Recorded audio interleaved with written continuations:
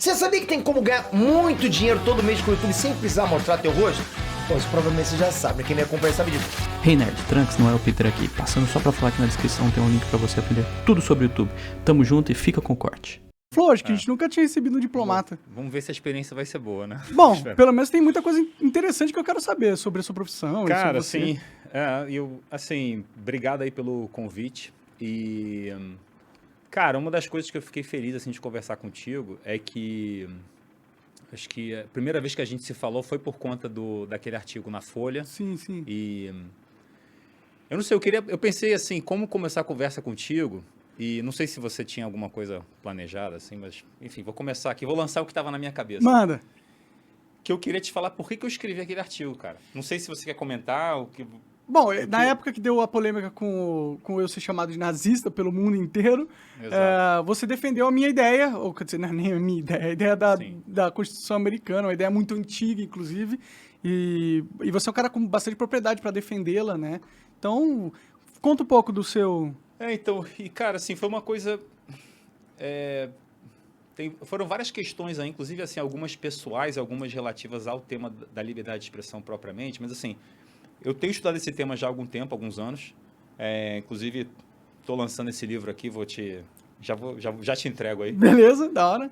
E, ao mesmo tempo, quando aconteceu aquele episódio, eu acho que ficou muito claro para todo mundo, mas para a maior parte das pessoas, que fosse ler aquela situação de boa fé, entender o que você estava querendo dizer de fato. Assim, acho que foi muito, muito claro, né? Que era uma defesa da ampla liberdade de expressão no estilo da primeira emenda americana. Isso aí, cara, uma coisa meio óbvia. E, ao mesmo tempo, eu vi muita gente apelando para certos argumentos de autoridade. Entrevistei uma pessoa aqui da comunidade judaica. Chamei o cara que é judeu. E eu me senti um pouco incomodado com isso, porque eu sou judeu também, sou neto de sobrevivente do Holocausto, né? Tanto meu avô quanto minha avó, né? Por parte de mãe, os dois ficaram presos em campos de concentração, cara, sofreram pra caramba, viram parentes se assassinar, assim, todo aquele terror que a gente conhece do Holocausto. Mas a minha visão sobre liberdade de expressão é completamente diferente da deles. E eu vi, inclusive, assim, cortes no YouTube, tipo, judeu critica monarca e tal, e ainda por cima mistura com uma coisa de lugar de fala que eu não gosto também. Então, assim, misturou uma série de coisas que eu falei assim, cara, isso aqui tá totalmente assim, não é a posição que eu entendo, tendo estudado e né, já tinha terminado o texto principal, inclusive eu nem consegui botar esse fato no livro, esse seu cancelamento seria um bom tema para tratar no livro, mas não consegui porque o livro já estava pronto. Pode crer. A primeira versão, né, já estava pronta. Então, assim, pelo tema, segundo, pela minha própria origem e perspectiva, e terceiro, por essa questão de limitação do debate com base nesse conceito de lugar de fala, que para mim é um conceito, assim, evidentemente que algumas circunstâncias pessoais te dão uma perspectiva diferente sobre a vida, mas isso não quer dizer que você tem que pensar de uma forma, entendeu? E aquilo ali estava apagando, inclusive, a diversidade de ideias dentro da própria comunidade judaica. O Glenn fala muito sobre isso também, inclusive na história da primeira emenda americana, você tem muitos judeus importantes ao longo dessa história, né? O primeiro voto... Cara, se eu estiver pulando muito... Tô interessado. Tá. O primeiro voto, inclusive, né, que o pessoal sempre cita, do Oliver Wendell Holmes, que ele fala da questão do fogo e tal, né? Que aí depois ele tem um famoso caso do Abrams, em que ele faz o voto dissidente da Suprema Corte americana. A questão do fogo é de gritar fogo no teatro ou no cinema. Isso. Porque são 3 casos que foram julgados mais ou menos no mesmo ano, em 1919. E 2, ele concorda com a Suprema Corte, mas no terceiro ele muda de opinião, o Holmes. E isso é considerado como um grande marco, né? Na verdade, o Holmes estava concordando com o Brandeis, que votou junto com ele, foi 7-2, a primeira dissidência assim, a favor dessa ampla liberdade de expressão. E o Brandeis foi o primeiro juiz da Suprema Corte Americana judeu. Uhum. Então, você começa a olhar essa história, você tem vários judeus, parte dessa tradição de ampla liberdade de expressão, inclusive para o seu pior inimigo. Né? Não à toa, assim, o livro do Ari Anayer, que também é um cara que fugiu da Alemanha na época do nazismo e tal, também é judeu, ele escreveu um livro chamado Defendendo o Meu Inimigo, que ele explica por que é importante você defender, inclusive, a liberdade de expressão dos seus piores inimigos. A gente pode falar sobre isso mais pra frente.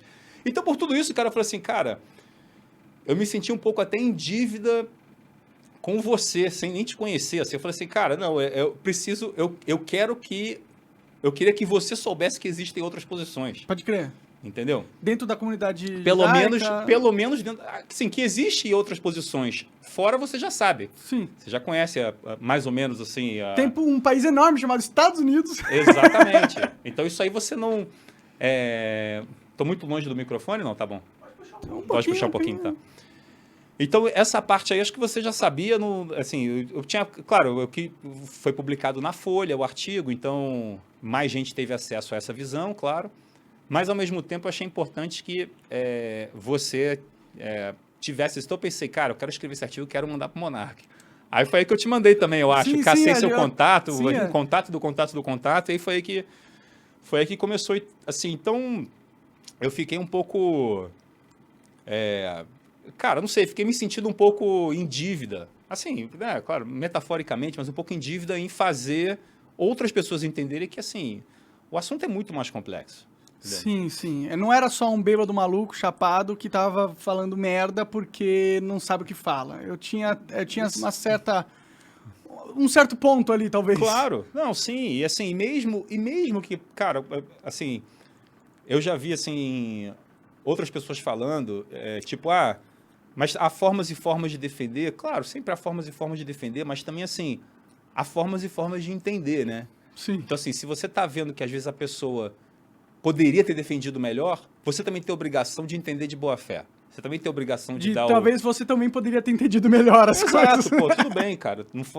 Talvez haja outras formas de expressar a mesma ideia, mas também, cara, assim, todo mundo erra, entendeu? Sim, todo mundo, sim. às vezes... Não, eu Enfim. concordo pra caralho, que do jeito que eu expressei, foi o pior jeito se eu quisesse passar o que era a ideia de verdade, né? Dava margem a interpretações que eu tava mas defendendo. Cara, então, mas aí olha, eu te pouparia até nisso, entendeu? Eu não acho que, assim, ficou muito claro a sua posição ali, entendeu? Não é uma coisa que ficou ambígua, assim, putz, será que foi, será que não foi? Será que, de repente, ele é um criptonazista, como se chama, né? O cara que é um nazista. Tem essa agora? O cara que é nazista escondido, não Entendi, fala. entendi. Será que...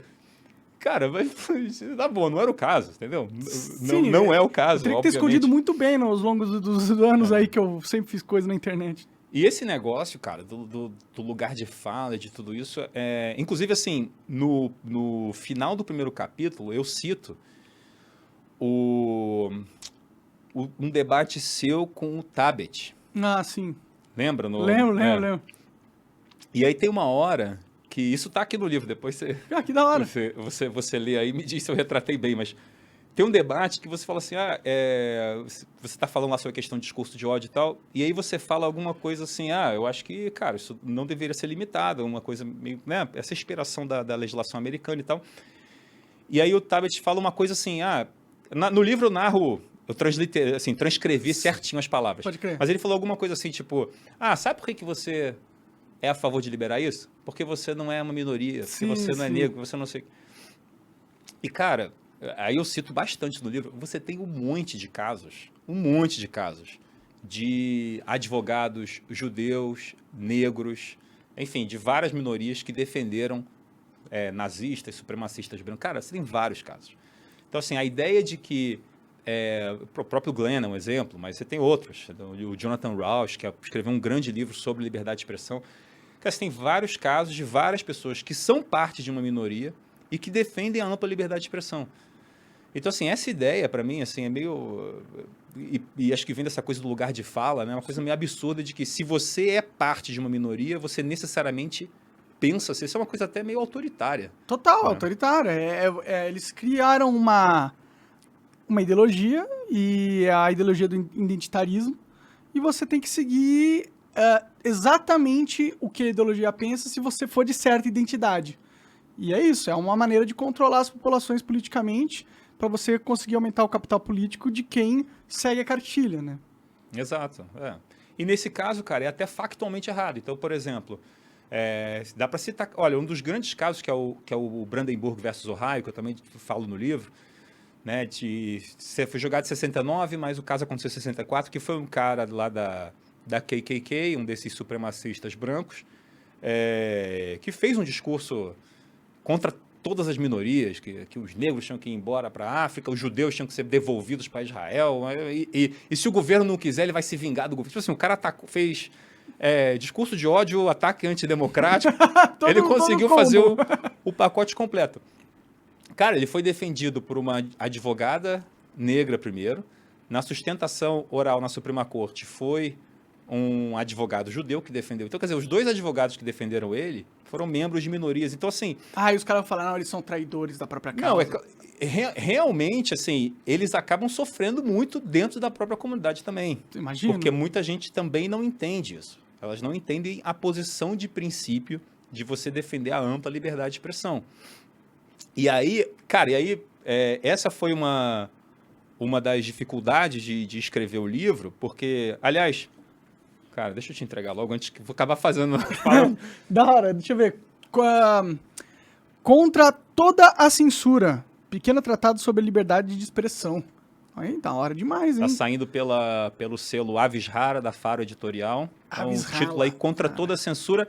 O lançamento oficial vai ter um lançamento agora, dia 2, na Bienal, mas assim, já pode comprar em pré-venda quem quiser, mas o lançamento mesmo é só a semana que vem.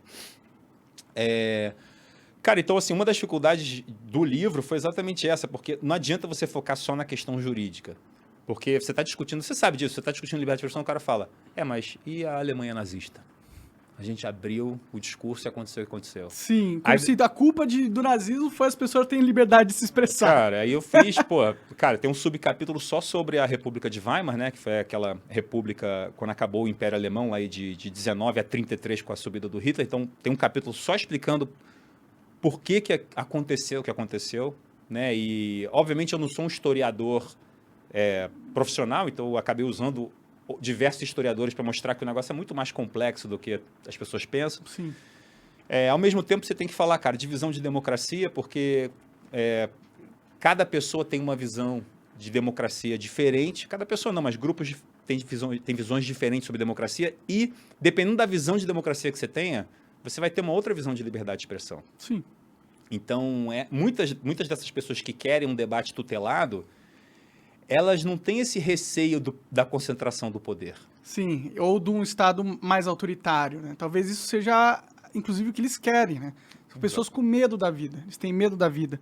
Eles têm medo da liberdade do próximo, porque eles sentem que todo mundo é uma ameaça a eles. Então, eles preferem viver sem liberdade, num mundo controlado pelo grande pai, do que correr o risco, ponto. Eu acho que é isso. Sim.